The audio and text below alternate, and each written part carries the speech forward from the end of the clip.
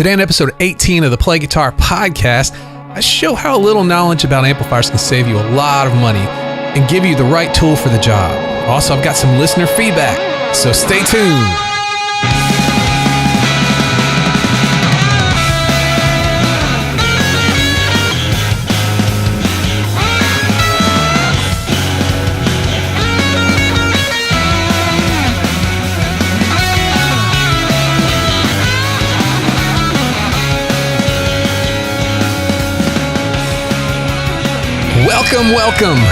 Welcome to episode 18 of the Play Guitar podcast. I'm Lee.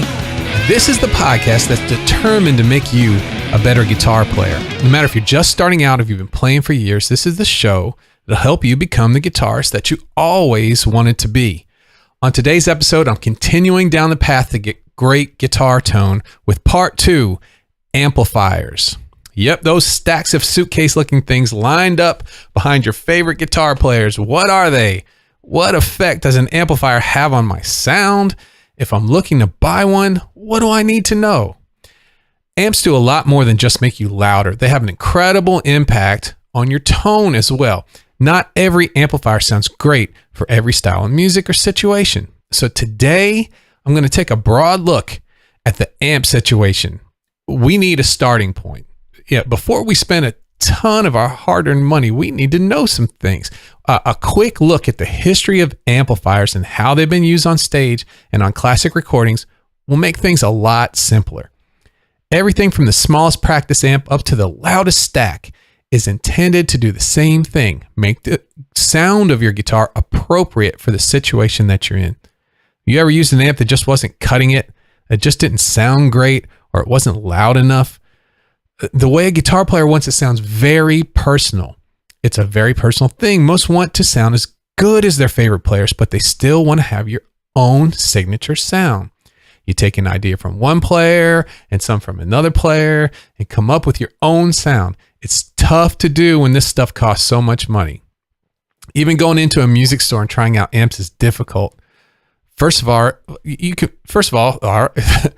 rarely turn the amp up loud enough to hear what's supposed to sound like. And next, you're usually using some guitar off the wall. It doesn't sound or play anything like your guitar. And good luck asking the sales associate to use a bunch of pedals that are similar to the ones that you use. I don't know why, but I never felt comfortable bringing my guitar and my pedals with me to try amps out at the music store. It's the smartest thing to do, but I've never felt comfortable doing that. I think it's time for that to change. Next time when I'm going in to try out an amp, I'm bringing everything, just like I'm loading in for a gig. What's the worst that can happen? Someone stares at me funny, the manager gets upset. I don't care. Oh, well, if they want my money, they're just going to have to deal with it. So anyway, the search for an amplifier is tough, and there's so many choices to make. And I hate making choices without having the right information ahead of time. And I don't want that for you. So today, we're going to take the same approach that I did last week with the guitars. I'm going to start generalizing, creating simple categories of amps to help you get your head around the basics. And once you know the basics, then there's plenty of time to get into the finer points of amplifier acquisition. We need a starting point. What are the amps that are generally used in a certain style? Are those amps the right fit for me? Do I need a 100-watt amp to practice with? If you're wondering, the answer to that question is no. So anyway, let's go ahead and get started. Thank you, everyone, for joining me. And we're going to go ahead and begin part 2, amplifiers.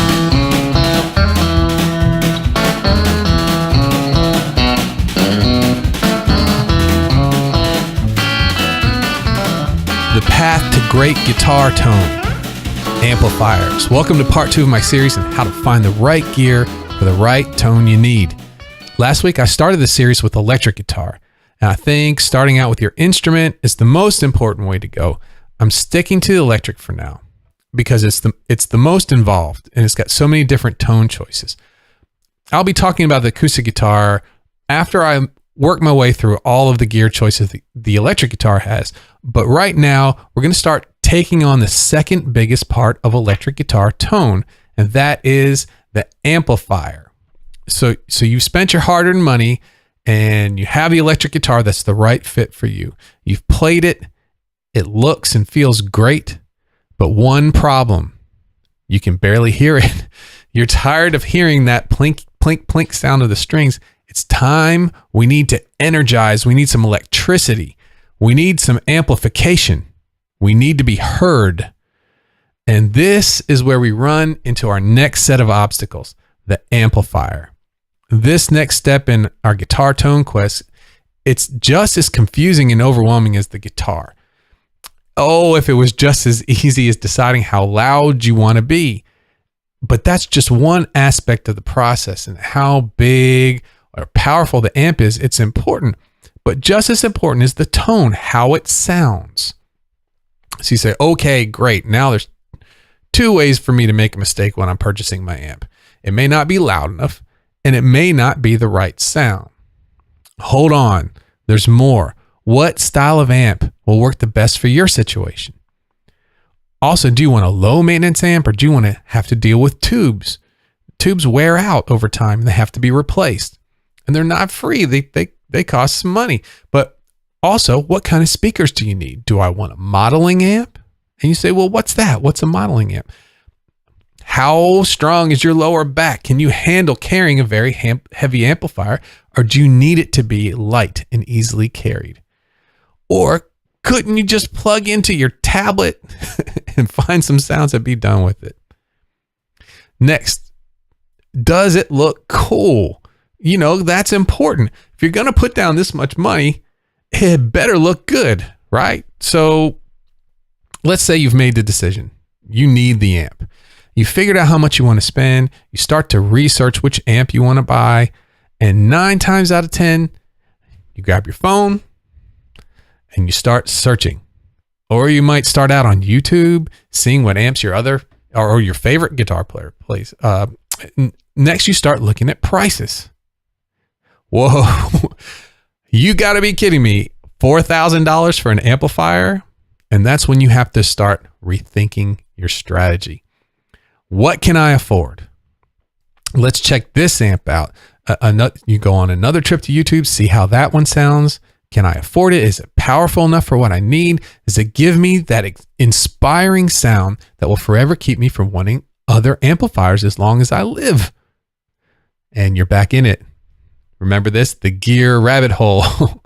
Now, don't get confused with gas with the gear rabbit hole. Gas is different. Gas is gear acquisition syndrome. If you're not familiar, that is the uncontrollable urge to add to your collection. But that's a whole different problem. If you're just getting into guitar gear, that's one you're going to be dealing with in the near future. But the gear rabbit hole becomes before that. It's first. It's the problem in the initial stages of getting your gear. It's the sinking feeling that you're in over your head, that the more you know about this guitar gear, the more overwhelming it becomes. You just wanted an amp that sounds good. You didn't need this to take up a major portion of your life. You're half excited about all this new stuff and half sick to your stomach that you're about to spend all of this money without really knowing what you're in for. Just reading the descriptions of amplifier ads seems to make you feel better. This nice salesman who wrote the copy seems to think that this 100-watt Marshall head will solve all of my problems. An amp head? What do you mean an amp head? That's not everything. I need something else. I need speakers to go with it too. They don't come with it. What do I do now?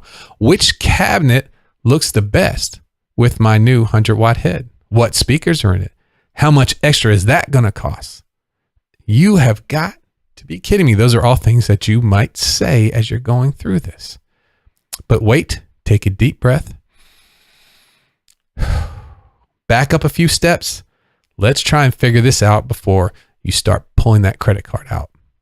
We need some knowledge and experience. The experience is something that will come with time, but right now, what I can help you with is a little bit of knowledge about amps, and that's going to go a long way. I remember a time when I was in between bands. I had made a decision that I was tired of traveling from club to club and wearing myself out. So I left the group that I was playing in, and I took some time to think about what my next step is going to be. So after a few weeks, I heard about an opening for a lead guitar player. It was in a house band at a big nightclub that was close to my house. And I thought, that's perfect. I get to play a lot. I'd make some good money, and I wouldn't have to carry anything. All my stuff could sit there in between gigs. How good is that? So I went down, I talked to the owner, and before I knew it, I was in. I knew that the band that played there, they used some good equipment. So I thought this was a great time for me to upgrade my amplifier. And this was a while ago, but up to that point, my main amps were Fender combos. That's all I used. And so I wanted to get something that would get me a lot of different sounds. So I bought one of those Line 6 modeling amp heads with the big cabinet. And when it arrived, it looked awesome. And I tried setting up some sounds, and it was a day or two before I started the gig. So I was getting everything together at home, and everything was sounding okay. I was pretty amazed about that, because this was a big learning curve for one of these modeling amps. So I thought I was ready to play. Then we had the first gig, and I really struggled. The sounds that I programmed they're not cutting it when the full band was playing. I was having a hard time hearing myself. I had a closed back cabinet. The back was just a solid piece of wood. And I was used to having amps, combos that had an open back, which makes a big difference. The open back Fenders, they spread the guitar sound out around the stage. Some of that sounds comes out the back. And it was always easy to hear myself on stage. But this closed back cabinet that I wasn't used to playing, it just pushed all the sounds straight ahead. If I stood a little this way or a little that way, I couldn't hear myself. So I started trying to dealt with that, and I started trying to make changes to the programs, trying to make some new sounds up on the fly, and that was hard to do. The choices of the modeled amps that I made at home, turned out to be all wrong for the styles of music that we were playing. And if in hindsight, if I just brought my Fender amps with me and a few pedals, I would have had a much better time with it. But I didn't give up. I struggled for a while. I eventually got some okay sounds out of the amp, but it never worked as well for me as my regular Fender amps. After about a month, it didn't matter anyway. I realized that house gig was not for me at all.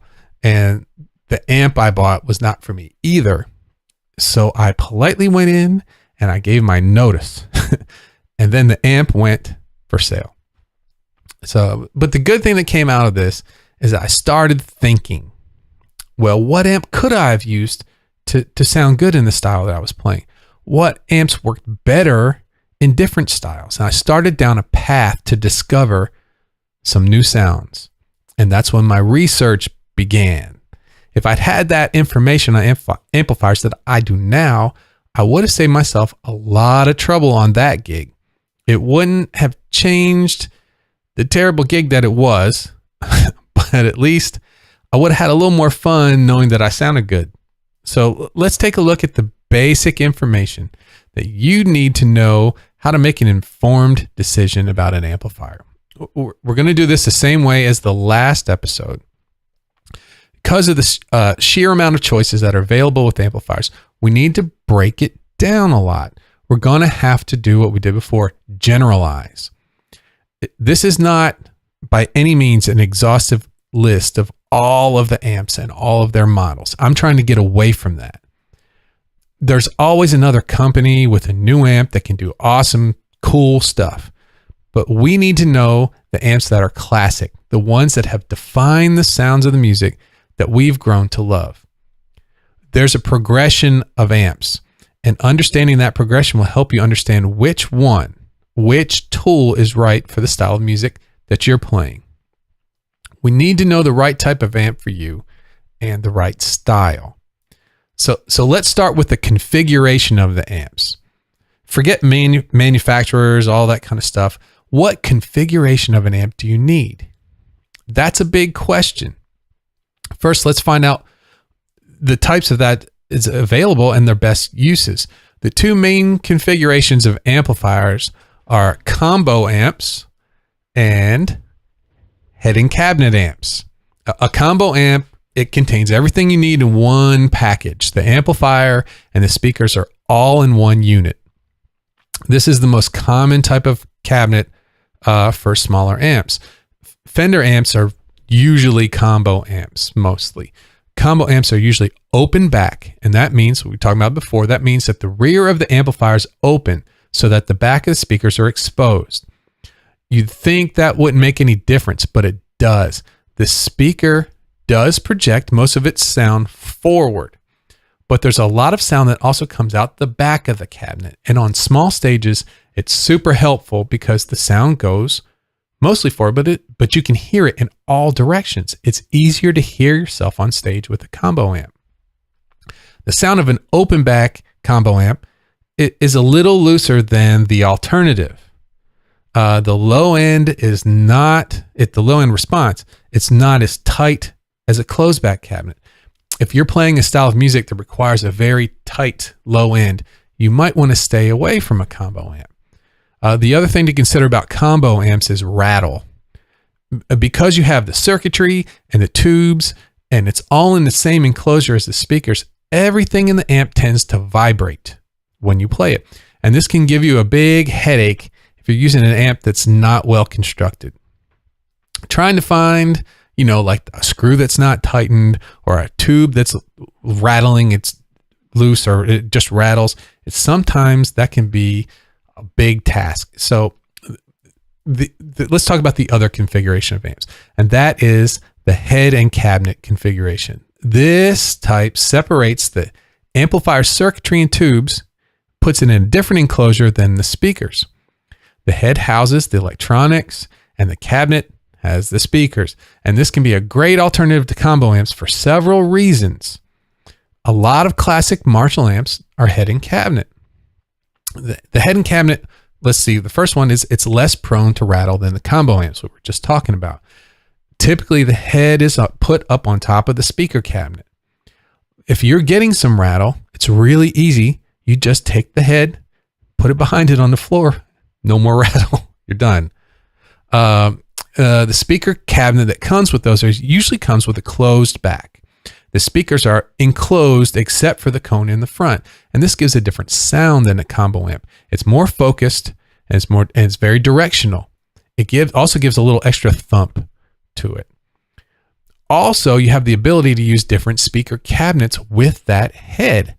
So you could own several different speaker cabinets, and you have bigger ones, smaller ones with less speakers or more speakers, some that are appropriate for the venue that you're going to need to play.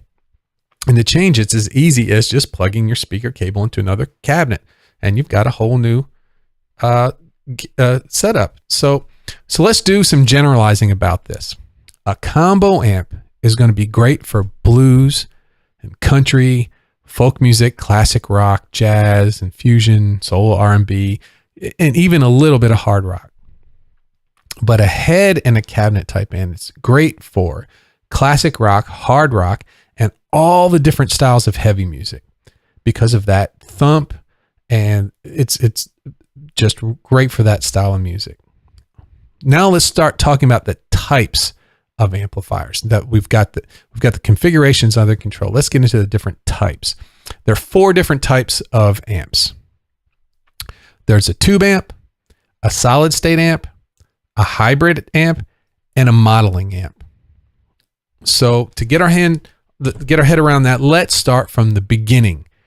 Tube amps.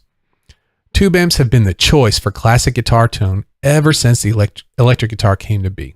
Tube amps have a warm, full sound. It's very pleasing. It's responsive. In the early 20th century, as bands began to get louder and louder, guitarists had a problem. They're getting drowned out. You might have a full horn line in the band, or drum kits were getting louder, and they were all overpowering the guitar. So to remedy this problem, the electric guitar was born. And you can check out part 1 of this series, which was episode 17, and we talk about all the different types of electric guitars. But to get the guitar loud enough to compete with the rest of the band, we needed amplification. There were several different companies that started making amps, but the most popular by far was the Fender Corporation. Fender started making a series of combo amps that had very warm and clean sound. They had a line of different powered amplifiers that were made, each one is made to be appropriate for a different situation. The goal was to have that signature Fender clean sound at different volumes depending on which amp that you bought. And they were all covered in a tweed-like covering. And that's why we call the early style of Fender amps tweed amps. The low-powered amps, they were used mostly for practice. They were between 4 and 6 watts. And they were the Champ and the Princeton amps. The next louder up were from 10 to 15 watts. They were the Deluxe and the Vibrolux. The medium-powered tweed amps, they were from 26 to 30 watts, and they were the Pro, the Bandmaster, the Super, and the low-powered Twin. And a bit higher up from that was the Bassman, that was at 45 watts. And the loudest and most powerful amp of the tweeds was the high-powered Twin, coming in at 80 watts. These amps, designed to be clean, but guitars soon found out if you cranked them up, they started to break up a bit. They started to distort. And because of the use of these tubes in these amps, the breakup was very pleasing to the ear.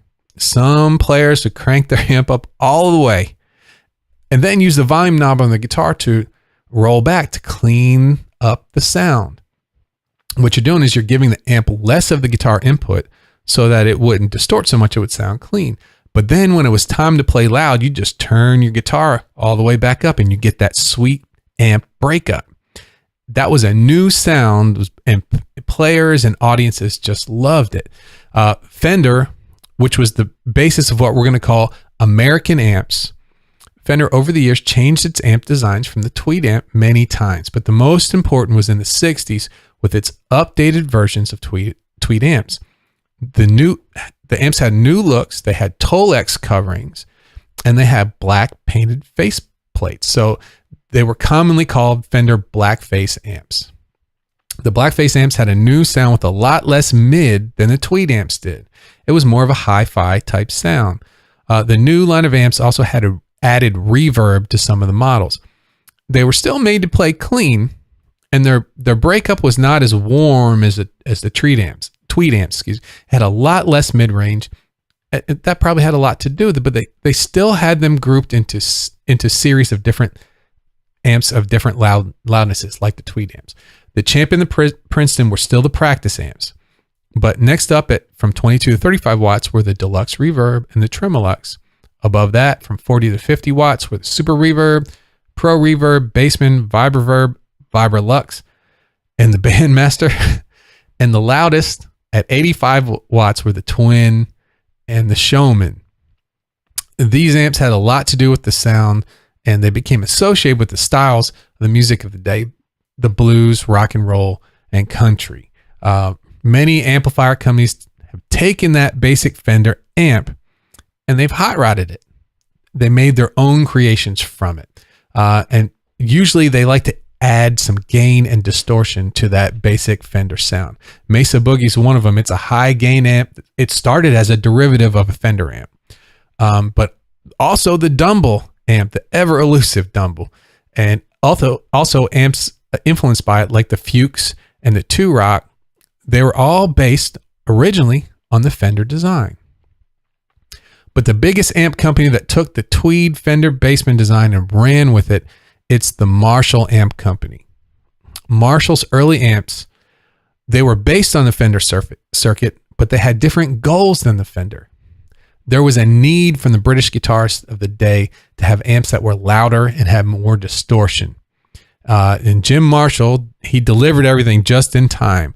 The early Marshall Plexi amps gave the perfect amount of mids to cut through a loud band and the perfect amount of crunch and distortion. And over the years, Marshall has also redesigned and refined their models of amps to get more and different types of distortion. But there's also many amp designers who took Marshall and hot rodded that, such as Soldano and the PV5150. So Marshall isn't the only British amp style. Before that, most of the British invasion groups, they used Vox amps. Vox was like a clean amp. It had a clean, chimey sound, but it didn't have the big distortion of the Marshall amps. That you can think of that as the sound of the Beatles on their early albums. That's a Vox sound. But you also had some other British companies, Laney Hiwatt, the Orange amps. They all give you that British crunch, and that's associated with classic rock and heavier music. So let's boil this down and generalize it a little bit so we can get a better hold on this. Let's say that American amps, Fender amps, and the imitators of Fender amps, they're awesome for clean blues or like country, jazz, and some classic rock. With the tweed versions of those having more mids and a smoother breakup, and the blackface versions of that having a more scooped, clean sound. So then let's say that the British amps, like the Marshall, they have more aggressive mids and more distortion. And the British clean amps, like the Vox, they have more mids than the American amps. They also have a chime and some really nice high-end detail. They're great for British invasion style, classic rock, hard rock, and heavier music. So I know there's a lot of other kinds of tube amps with different sounds and different amounts of distortions. But for our purpose, just to make things easy, we're going to boil things down to American and British amps. That's going to help players that are not familiar with all of the different amp choices, just to start there and then branch out. The next style of amp that we need to know about is the solid state amp. As technology moved forward, the trend was going away from using tubes for the amplifiers, and guitar companies were following that. Tube amps were heavy, they were expensive to maintain. So they were started to make different styles of solid state amps that use transistors instead of tubes. Solid state amps they've had a tough history though. Many players have had problems with the early solid state amps because they sounded sterile. They were kind of cold sounding. They weren't warm like a tube amp. There have been many great solid state amps since then. The Roland JC120s one, all of the different Tech 21 solid state amps. They've been heard on countless recordings, and you can hear them on stage all over the place. So let's move on from there. That's solid state. Let's go to hybrid amps.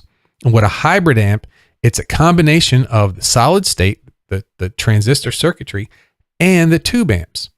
When the solid state amps didn't sell as well as they thought, manufacturers tried to make their amps more tube-like. So usually that would mean putting a preamp tube in there, but leaving the power amp section of the amp solid state. And examples of this are the early Music Man amps and also some Randall amps and some different Fender designs. As technology progressed, though, the idea of hybrid amps progressed as well. We started to get something called modeling. And modeling technology was introduced to amplifiers so you could get digital simulations of many different amps in one. These amps give you selections of the many different sounds of tube amps for many different styles of music. They don't sound exactly like tube amps, but they get you in the ballpark pretty fast. Almost all manufacturers have modeling amps in their lines now, especially in their practice amps. But Line 6 was the company that brought it all to us. They had the first one was the Flextone amp. No, there was one before that, but the Flextone was early on. Then had the Spider amps, and they have had a bunch of them. But they've helped players understand the differences in guitar amp tones without having to spend tons of money to experience them all firsthand. It's kind of like a Swiss Army knife of guitar amps. So now that we've gone through the different configurations and we've gone through the different types of amps, let's start to make something out of all this. Let's just say, so let's say for blues music, say you're going to play blues music. Usually you're going to use some sort of a Fender combo or even a Vox combo. Those will always work nicely for blues. How about country music? You're going to use a Fender combo, a Vox combo. So even I've seen a lot of solid state and modeling combos can be very nice for country music. For jazz, combo Fenders are the classic sound, but not used a lot lately. Lately, solid state is really taken over in jazz. They want a really loud, clean sound. So you'll get Rolands, you'll get polytones. The Hendrickson makes a really nice jazz solid state amp. For classic rock, we're going to use a Fender combo again. That will work. It's on the cleaner side though. Also, a Vox combo works really nice too. It's kind of on the cleaner side. But if you want to keep going for classic rock, the Marshall type head and cabinet is great for the overdriven sound. But if we move on from there for hard rock to heavy metal and beyond, this is where combos are usually not going to work. Usually you're going to see head and cabinet type amplifiers, all with a closed back. You've got the Marshall style, other high gain amplifiers, but they don't always have to be tube. Check out Pantera with Dimebag Darrell. He used a Randall RG100, which is a solid state amp, and it sounds awesome. So there you have it. That's my quick go-to approach for what amp to use for what situation and what style of music that you're looking for. I know what you're thinking. Of course, it gets a lot more complicated than this, but that's the reason I'm doing this. I want to limit the confusion and give you a starting point when thinking about what amp to use for what purpose. Now, hold on. Aren't we forgetting something? It can't be that easy. It can't be as easy just plugging in your guitar and plug it into the amp. There's got to be something else. So wait for it. Wait for it. Pedals. Yes, the delightful guitar pedal. That adds more sounds and more choices and more complexity to our decisions and our chase for this sound. We've got something else too. Speakers. What effect does speakers have on your sound? Which ones do you use? And what else? We got more modeling and impulse responses. How can I incorporate all this latest technology into my live rig and my recording rig? That's where we're heading. I'm going to boil all this down for us in future episodes so you can approach all of this gear in an informed way and a calm way. It's going to keep you out of the gear rabbit hole. So let me know your thoughts on amplifiers. What amp do you have? And does it do the job you've intended it to do? What amps are you wanting so bad you just can't stand it? So let me know in the show notes at www.playguitarpodcast.com/018.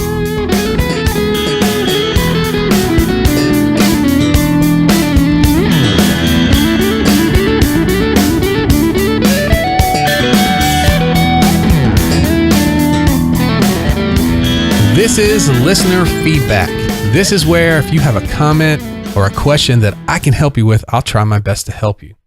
To get in touch with me, you can always email at feedback@playguitarpodcast.com. You can use the comments on the show notes page or use a contact form on the site. But my favorite way is leave me a question by my SpeakPipe voicemail. You just go to my main page and to the right of the screen, you see a button that says send voicemail. That allows you to record a short message for me to use on the show. You can also get to this voicemail on my contact page. Okay, things are going great here. I'm still trying different schedules to get all the things I want to accomplish done, and it's been challenging.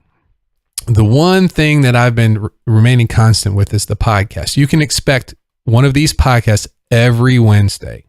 And I've done pretty well in keeping up with that. But my list of things that I want to bring to you is very long.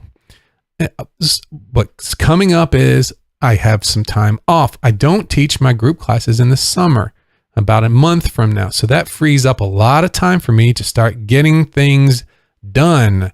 So things like creating the band, which I've struggled to find time with for the past few weeks. This Facebook group I want to do, the YouTube videos, and Play Guitar Academy, they're all in the works and they're all coming up. I'm really excited about all this stuff I have coming, and I'm starting to get used to all this change. It's been a great time of change for me. Sometimes in life, change isn't that great, but not in this instance. This has been a really exciting time. So I want to thank you for sending all of your messages as well. It's been really fun, and it's been helping me steer the path of the podcast along, and I really appreciate that. It's helping me out. So please keep it up. I'm loving getting to know all of you. So I'm going to go ahead now and get started with some of those messages. The first one I got was from Jason from Melbourne again, and let's see what he says.